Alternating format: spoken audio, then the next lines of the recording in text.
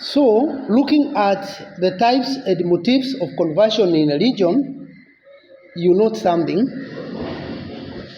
that conversion from one religion or from one denomination to the other refers to the adoption of a set of beliefs identified with one particular religious denomination to the exclusion of others. Conversion goes hand in hand with other jargons such as proselytizing or proselytism, and apostate. In turn, proselytism is the act of attempting to convert by persuasion another individual from a different religion or belief system. Apostate is a term used by members of a religion or denomination to refer to someone who has left that religion or denomination. So we have so many apostates, deserters. Yes, those people who desert a particular religion or denomination. In Islam, you hear some saying, "Huyu amesilimu." Those apostates. What about proselytes? From which beyond the word proselytism. Proselytism is from proselyte. And personally, I prefer to compare conversion and proselytism because proselytes are falsely converted people, while converted are genuinely converted people or people who are immersed into the new faith. And this comes out clearly when you look at the version of Christianity that came in Africa in the 19th century. There were so many proselytes who became Christians because they were given sugar, salt, some enticing things. But they were mere proselytes or falsely converted because there was no dialogue between the psychology of the people through the cultures of the people. There was no dialogue between the psychology of the people and the new faith. They did not touch the psychology of the people. So conversion did not take place. It was proselytism because they did not dialogue with the reality of the people. They just told people, close your eyes and then we move on. So there's proselytism. And there's also, these days, there's so many apostates because you hear people moving to Pentecostal churches. That is, those are apostates, okay? Because they leave the religion or denomination they were in to start another or to get into another. Why are there so many apostates today? Those issues you may understand from us here in this psychology of religion as a unit. There's something psychological. There's something psychological in these apostates and proselytes. Yeah? Because if you don't touch the psychology of the person, you have not converted that person. The inner person is the psychology of the person. Now, reasons for conversion may range from secondary conversion, active conversion by choice as a result of viewing religious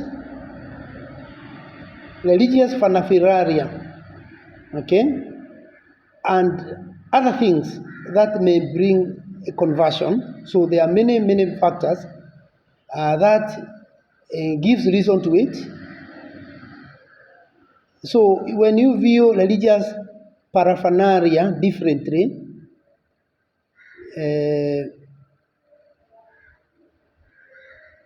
that is part of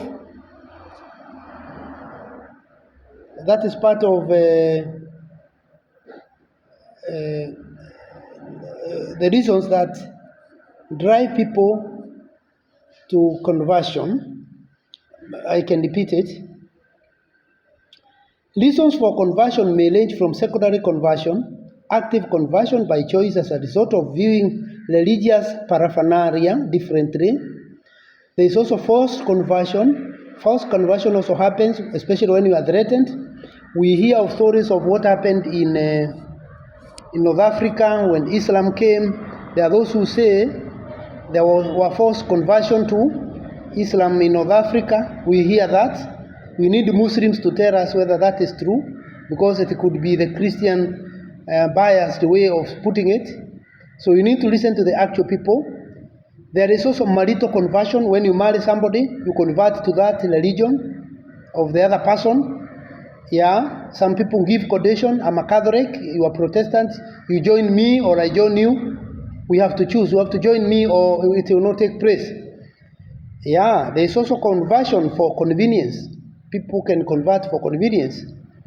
And also, there's also conversion and deathbed conversion. There's also deathbed conversion, among others. When somebody is dying, you find the father coming with something and saying the last will for you. Sometimes people have been converted through baptism to another religion or Christianity or Catholicism, only to find they were not serious. When they recover, they feel very unhappy. Somebody was wishing me die.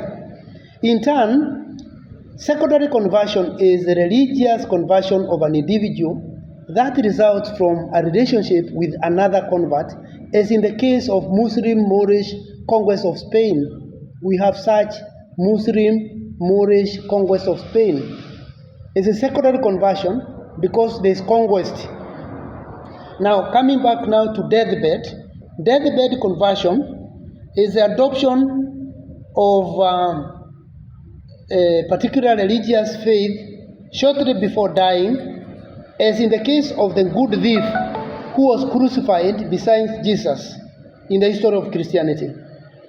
Forced conversion is the adoption of a different religion or the adoption of a religious under duress. Adoption of a religion under duress. So that is forced conversion. Adoption of a religion under duress.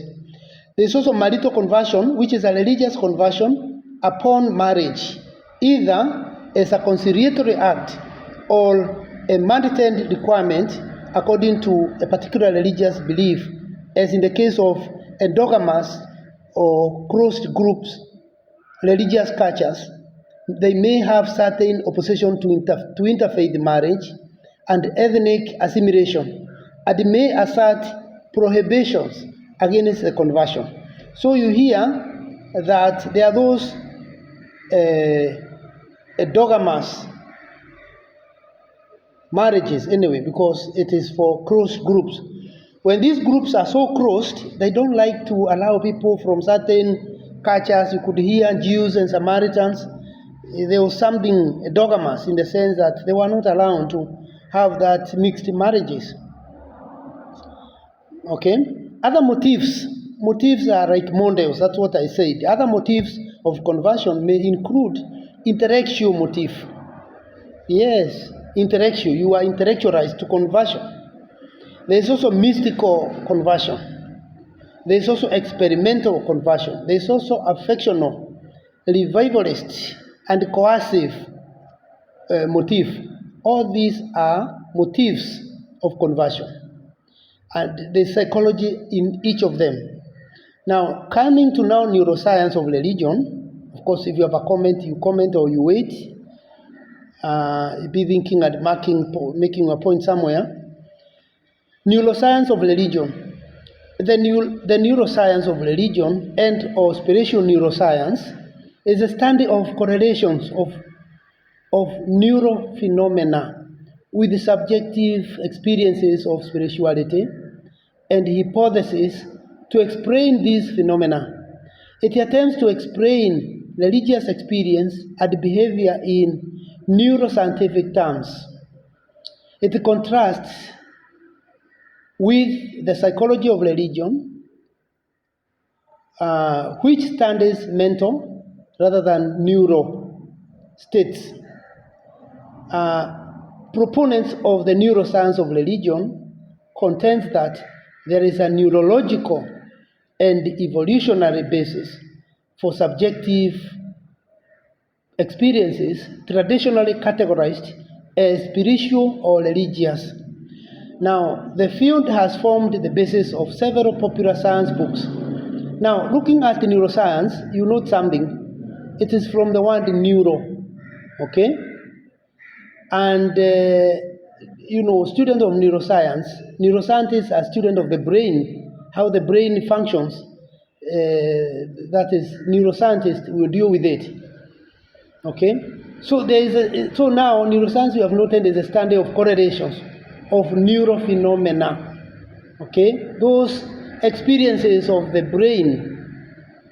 Okay, and we have noted that it attempts, if it is neuroscience of religion, it is attempts to explain religious experience and behavior in scientific terms. Okay, there are times you find people who are taking drugs becoming pastors, becoming very active all of a sudden.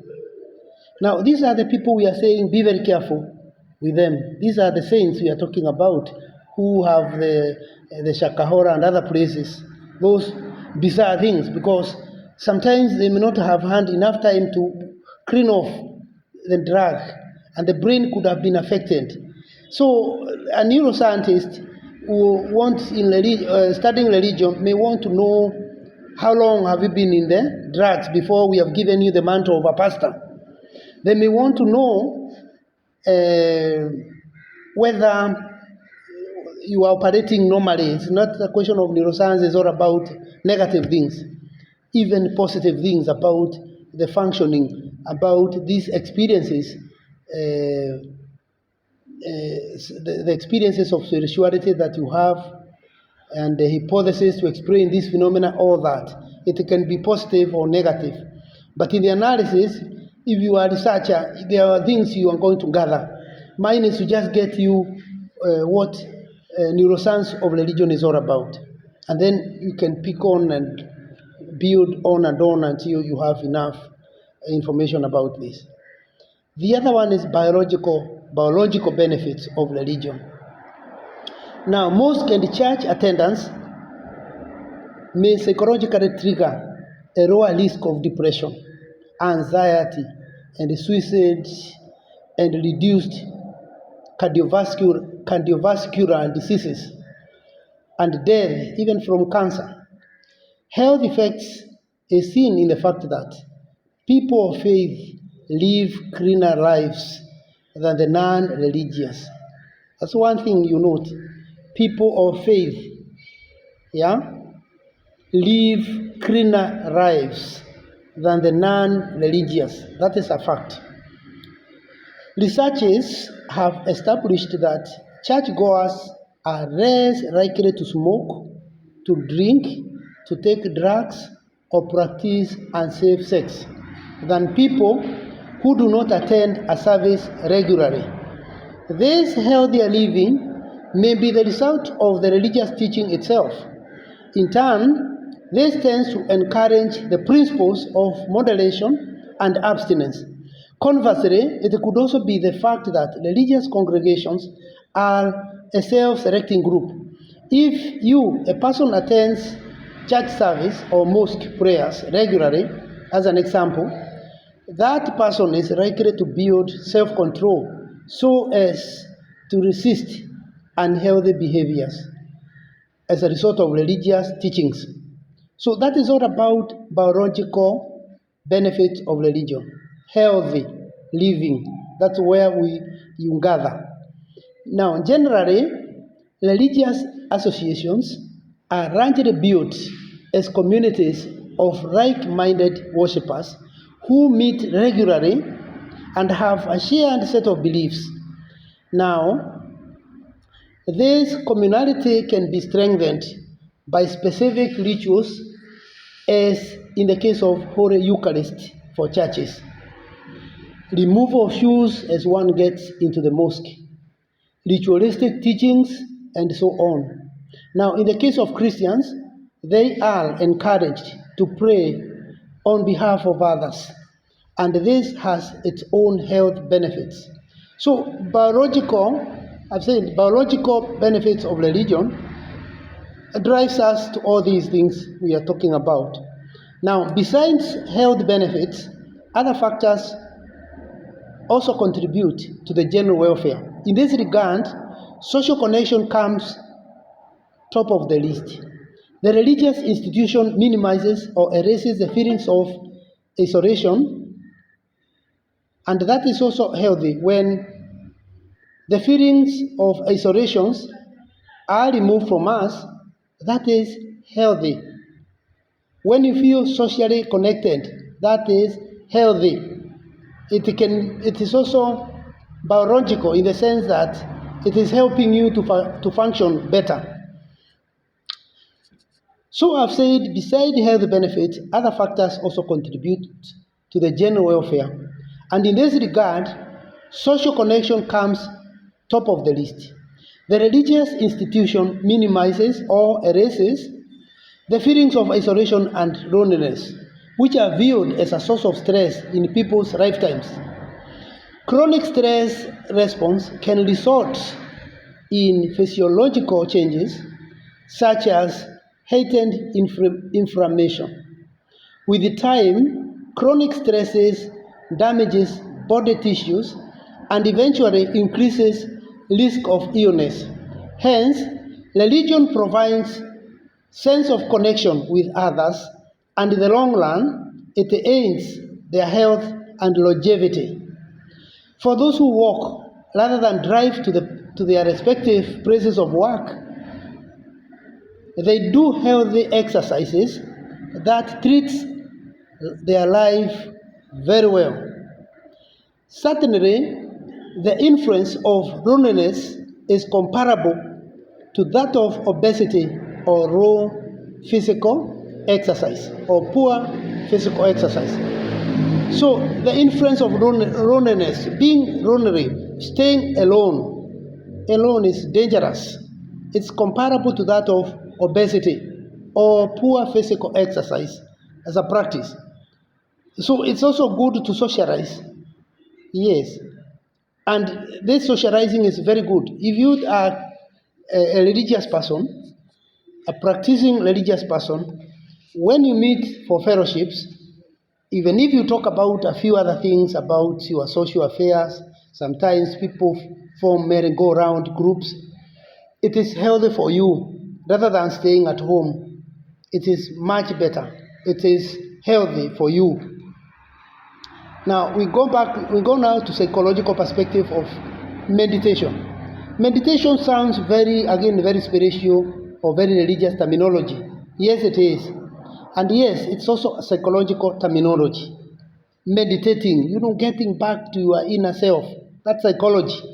Getting back to yourself. Think of an religious person in philosophy by name René Descartes, the Frenchman who in the early 1600, he meditated when he was asking himself a philosophical question.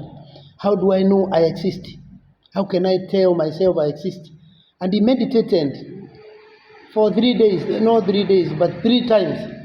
Till he said, if I can feel this pain I'm feeling or hunger I'm feeling, if I can pinch myself, then I must be existing.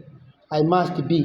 He was struggling. Of course, that is cogito ergo sum, which we in African philosophy are always opposed to that individualization. We would insist on communality, where community tells you, you are living, you exist, we can see you.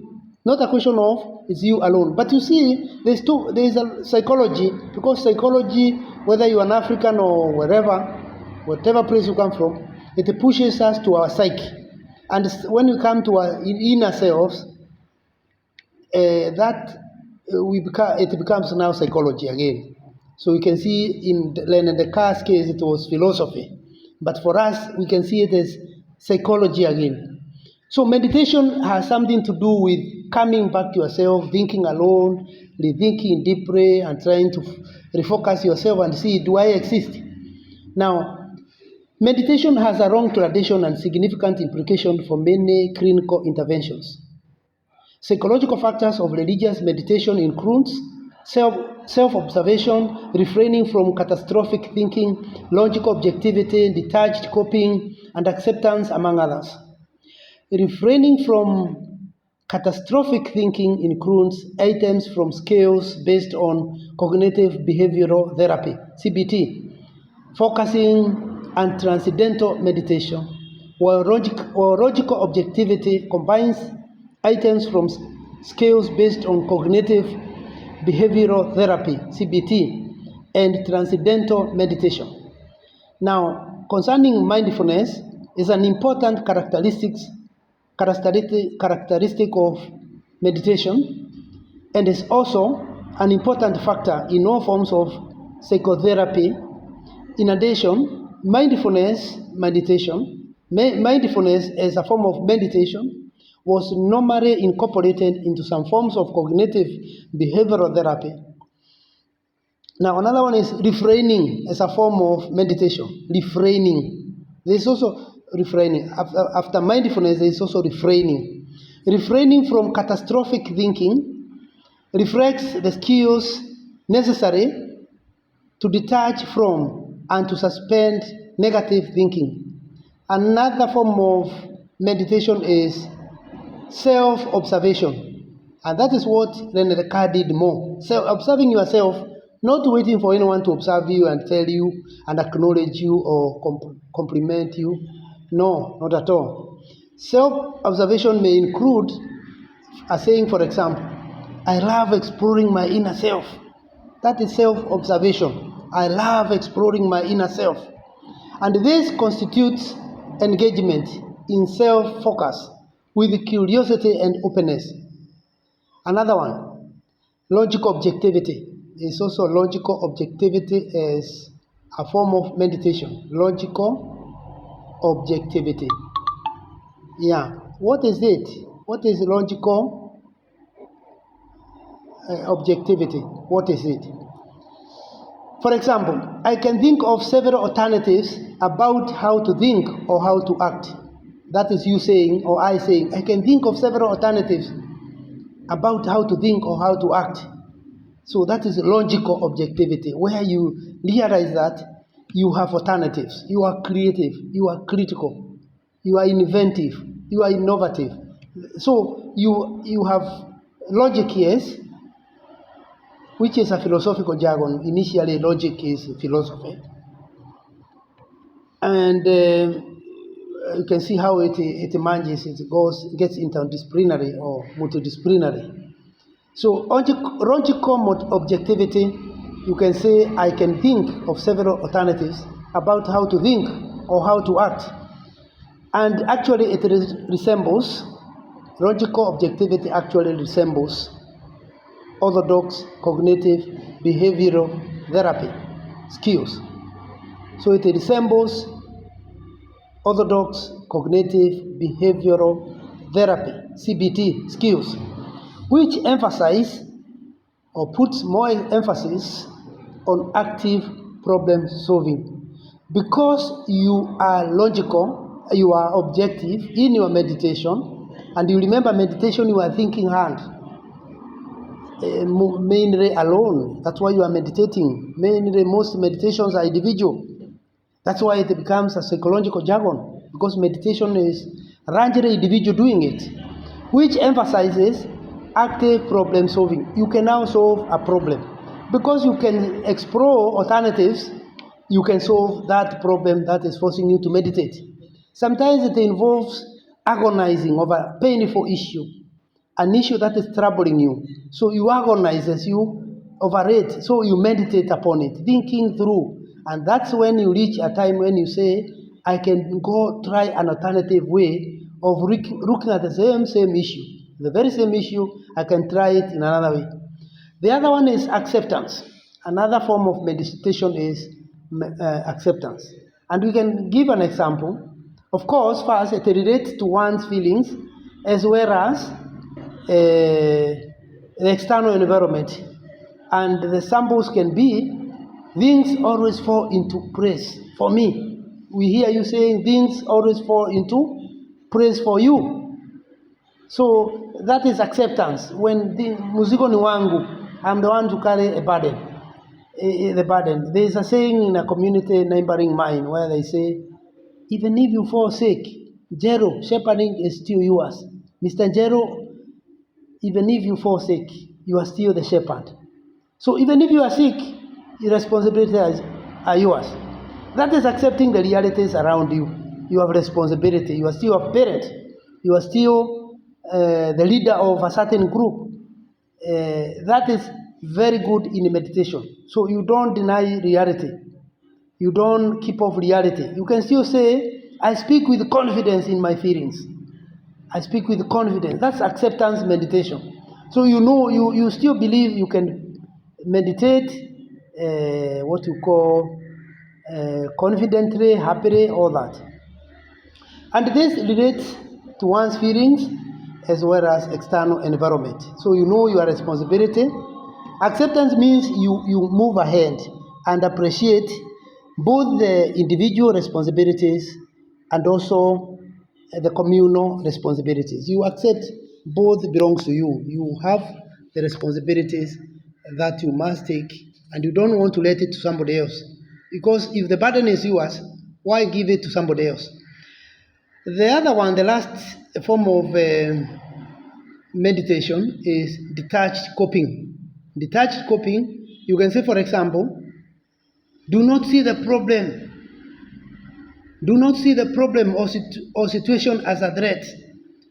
In other words, detached coping as a form of meditation is external rather than internal in its focus. In this sense, meditation is a psychological therapy. So you are trying to now meditate as you try to seek solution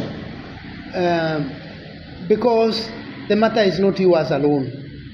You talk of an institution, you talk about you are leader of a religious institution. Does it belong to you or to God? Why worry? Why are you worried? If you are also the head, you are not the only teacher there. There are many. So wherever you are not just one person. There are still others. So why would you worry alone? So you detach yourself from unnecessary worry, there are threats, and as you meditate, you are able to look at it externally rather than just internally in your focus. Okay? So in a sense, you treat yourself in the analysis. With the next 10 minutes remaining, allow me to talk about the mystical mind. What's a mystical mind? You just keep your questions and we see whether we can say a few things about these things, because these are not issues provoking debate. A mystical mind may refer to having a spiritual meaning or reality that is neither apparent to the senses nor obvious to the intelligence. In turn, a mystical person is one who claims to attain or believes in the possibilities of attaining insight into mysteries transcending ordinary human knowledge as by direct communication with the divine or God or immediate intuition in a state of spiritual ecstasy. And you see these mystical fellows, they are quite a number. We all get mystical sometimes anyway, all of us, if we are religious in a sense. But there are those who push it beyond. And sometimes they become what we talked about last week, fanatical. And when you become fanatical, you lose psychology of religion because you not think at all. You can't think. And if you can't think, you've lost a very important power around you. Now, mystical feelings are feelings of an all-encompassing unity which ultimately concerns us. Yeah, in a way, we all tend to get mystical, but we talked about the degree of mysticism. Mysticism is sometimes even dangerous. This is where we talk about be careful for saints. They are dangerous for your health because they push it extremely. Extreme possessions are ever dangerous. Extreme possessions are ever dangerous. Therefore, they involve a transformation at the level of existential feeling. A mystic is characteristically porous and has the ability to be so open as to stretch beyond the usual small and protective ego. He or she is often unusually courageous. You see, a mystical person is unusually, abnormally courageous person. Out of that wide and sometimes painful stretching of an ego, he finds ethical opportunities, special to him or her. So he finds something very special to him or her, and he wants to pass that ethical opportunity to you. You like it or not, a mystical will have unusual courage.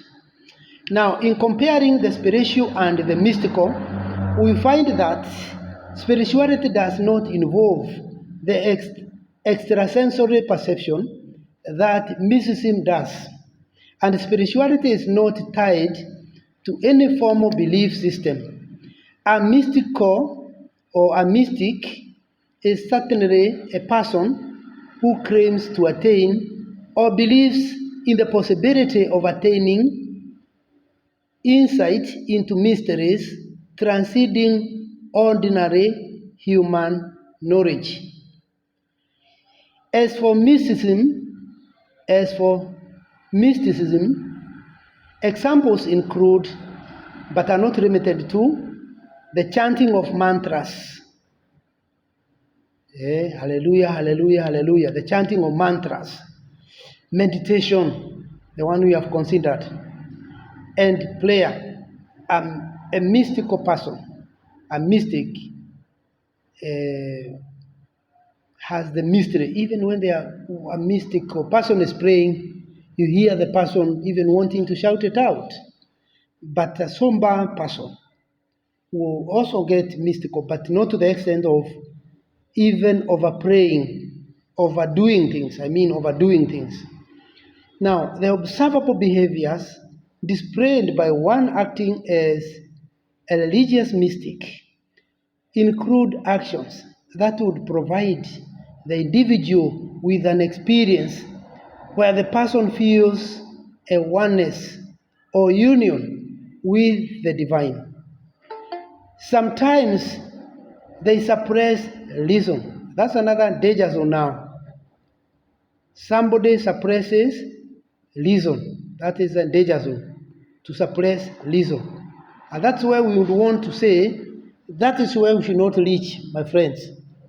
If we reach a place where we are not reasoning in the name of mysticism, or we are mystical in our faith, in our religious practitioner, as religious practitioners, we lose the game, because we claim to reach the higher heights of our religious feelings, fine. But you see, what about others? We live in a very secular society where not everybody is mystical, and you are mystical. So the main danger is suppressing reason and replacing it with feelings only. Feelings only, my friend.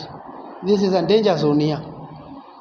Because we normally say, faith without reason is faulty. Faith without reason, faith for faith's sake, is faulty. It's like philosophy. We say every philosophy gives a philosophical theory has certain weakness somewhere, somehow. But again, here we say, when you have faith without reasoning, it's faulty. It is very, very dangerous. You are in danger. That extremism becomes a danger zone. So that is also a good question as a student of psychology of religion. Unless I can only expect now comments. We don't have time because there's another area to attend to. Just a few comments within the next few minutes, please. Then we comment.